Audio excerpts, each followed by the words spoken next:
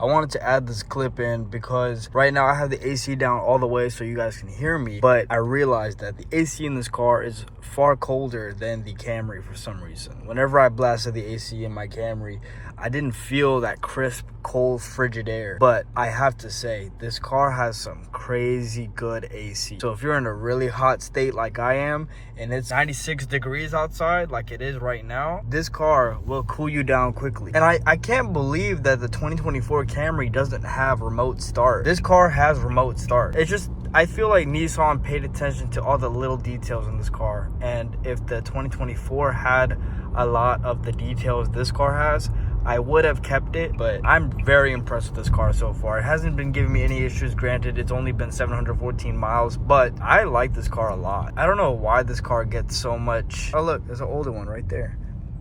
Right there. I don't know why this car gets so much slander. Well, the brand, maybe not this car particularly, but I'm not sure. I find Nissan to be very reputable. I mean, there's another Nissan right there, a Titan, an older Titan too.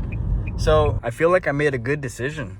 You can interrupt the voice prompt and give a command immediately by pushing the talk switch. Canceling voice recognition. Oh yeah, this car likes me too. It always wants to talk to me.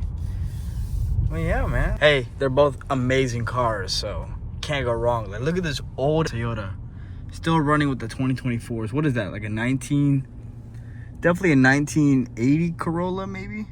I don't know. You guys comment below.